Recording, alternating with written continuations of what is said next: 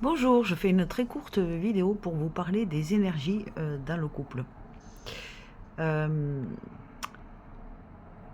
En fait, ce que je remarque dans toutes les histoires que j'entends, les histoires de couple, c'est que il y a beaucoup de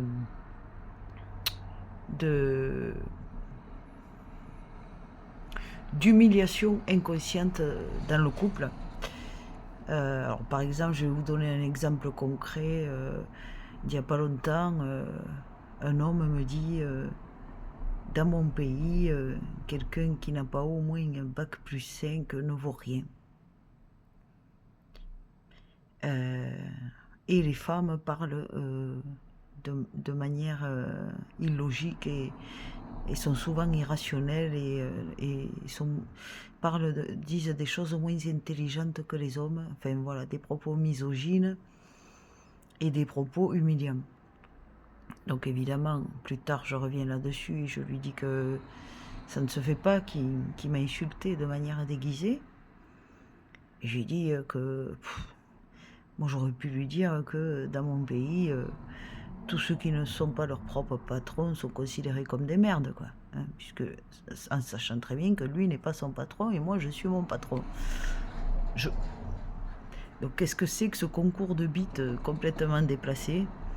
Ce besoin d'humilier l'autre, de le rabaisser, et ce besoin de rivalité. L'amour, par définition, c'est l'inverse du démon, du diable. Hein. Diable qui, je le rappelle, vient de diabole qui veut dire diviser. Tout ce qui divise est diabolique. Donc déjà, une relation, elle va certainement pas commencer avec des concours de bites, avec de la compétition, avec de la rivalité. C'est l'antipode de l'amour. Donc déjà, il y a des signes quand on rencontre quelqu'un de mode passif-agressif, violence cachée, violence indirecte, violence... Et quand on reçoit ce genre d'énergie, on va avoir quoi en retour à votre avis? La femme est un amplificateur d'énergie. Donc si elle reçoit de l'humiliation et de la violence cachée, dissimulée comme ça, elle va rendre quoi à l'homme? Des insultes ou des cris ou elle va lui rendre son énergie de merde, c'est tout. Hein. Donc ce qu'il faut garder à l'esprit, c'est que la femme, elle n'est pas là pour combler un vide, elle est là pour sublimer l'homme. Mais sublimer l'homme, s'il est con, dans sa connerie aussi. Hein. Voilà, elle va lui rendre au centuple ce qu'il lui a donné. Peu importe ce qu'il lui donne. En fait, il y a beaucoup d'hommes qui croient que les femmes, elles sont vénales. Mais les femmes, elles aiment l'argent, oui, mais elles ne sont pas vénales. Beaucoup de femmes ne courent pas après l'argent. Si vous savez mettre en valeur une femme, ne pas l'humilier, ne pas la rabaisser, faire tout l'inverse, la mettre sur un piédestal, la rassurer, la choyer, lui porter beaucoup d'attention, mais même si vous n'avez pas de meubles chez vous, elle s'assiera par terre et elle sera heureuse. C'est ça que les hommes, ils ne comprennent pas sur les femmes.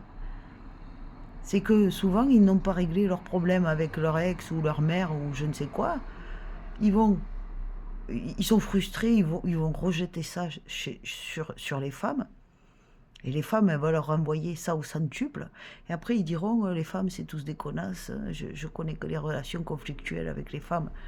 Mais non, arrête de te comporter comme un connard et on ne te renverra pas de la merde à la gueule. Hein. Concrètement, c'est ça qui se passe. Voilà. Et il y a aussi la problématique que dans certaines cultures, l'enfant est roi. Alors quand un enfant est roi, ça fait des dégâts catastrophiques. On le voit avec les enfants pourris gâtés. Les dégâts sont incroyables. Si quelqu'un n'a pas de limite, si personne n'ose le recadrer, que ce soit une mère ou une femme, eh bien, par définition, il n'a pas de limite. Quelqu'un qui n'a pas de limite est un monstre, en fait. Voilà. Et certaines cultures élèvent au phallus roi. Hein. Tous ceux qui ont un phallus sont des rois. On ne les remettra jamais en question. Mais si tu les remets jamais en question, il n'y a aucun problème d'humilier la femme, de la rabaisser, de la traiter comme une merde. Mais qu'est-ce que la femme, elle va faire? Alors, dans certains pays d'Afrique, carrément, elles disent rien, hein, en mode victime. Elles ne bronchent pas, mais elles font de la sorcellerie par derrière. Ce qui n'est pas mieux que d'entendre t'es qu'un gros connard, hein. Ce qui n'est pas mieux. Mais de toute façon, tu n'auras que de la merde en retour si tu envoies de la merde. Hein. Faut être conscient de l'énergie qu'on envoie, que ce soit de la violence déguisée ou pas, de l'humiliation déguisée ou pas, et ne pas s'étonner de ce qu'on reçoit en retour, en fait. Et ça marche pour les deux sexes, évidemment. Hein. Voilà. Donc les gens, ils n'ont pas conscience de l'énergie qu'ils envoient. L'énergie qu'ils envoient, ils vont se la reprendre à la gueule d'une manière ou d'une autre. C'est tout. Voilà. Donc, si tu dégages que de la haine, de la rivalité, de la compétition, des insultes, des critiques et tout, tu auras quoi en retour?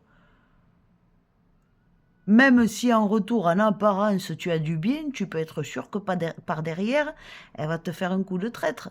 La meuf, hein, soit elle t'empêchera de voir tes gosses, elle va divorcer, elle va te prendre tous tes sous, mais elle se vengera d'une manière ou d'une autre parce que tu lui as volé de l'énergie pendant que tu te comportais mal avec elle. Elle va récupérer cette énergie d'une manière ou d'une autre. C'est une question d'équilibre énergétique. Voilà. Donc j'espère que ça aidera beaucoup de monde, cette vidéo. Bonne journée!